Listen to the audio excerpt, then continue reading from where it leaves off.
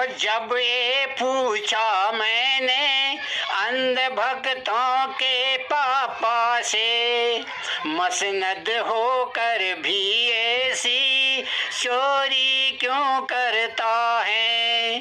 शर्म तो आती नहीं है तुझे क्या? लोगों के प्रकोप से भी नहीं डरता है।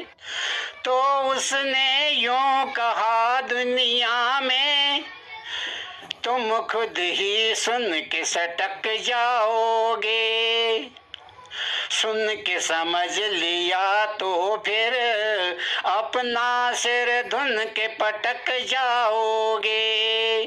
वो ध्यान लगा कर तुम सभी सुन लो यारों तसल्ली में, इसकी मानसिकता कितनी घटिया है असली में।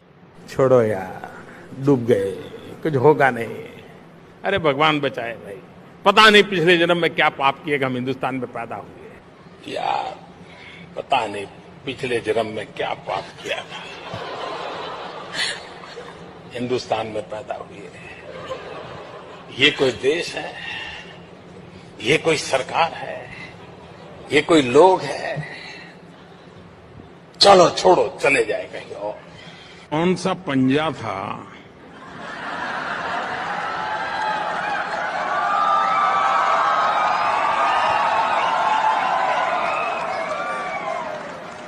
जो 85 पैसा घिस लेता था? आपको हैरानी होगी, मैंने आकर के, पहले की सरकारें इस बात का गर्व करती थी कि हमने ये कानून बनाया, हमने ढिकना कानून बनाया, हमने फलाना कानून बनाया। आपने सुना होगा सब चुनाव में, मेरी गाड़ी उल्टी है। उनको कानून बनाने में मजा आता था, मुझे कानून खत्म करने में आनंद आता है। हमारे यहां पहले जो सरकारें थी वो इस बात का गर्व करती थी कि हमने ये कानून बनाया, हमने वो कानून बनाया, हमने ढिकना कानून बनाया, हमने फलाना कानून बनाया। आपने पूरे चुनाव के कैंपेन में देखा होगा, यही बात चलती थी, हमने ये कानून बनाया तो वो कानून।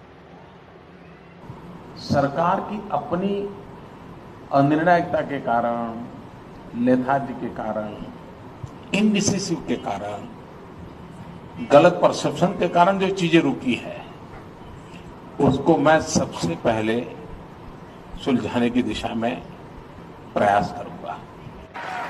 जिनको गंदगी करनी थी वो गंदगी करके चले गए, लेकिन हम सफाई करके जाएंगे। Much of India that we dream of is yet to B.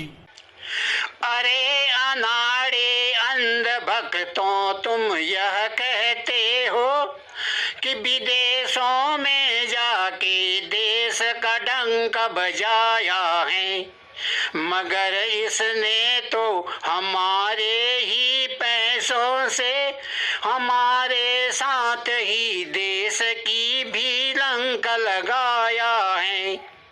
इसे देखने भर से ही मुझे तो घिन लगती है, यह ऐसा है नालायक। सच्चे मायने में सोचो तो इससे भली तो होती है कोठों में ओ तबायब, होती है कोठों में ओ तबायब।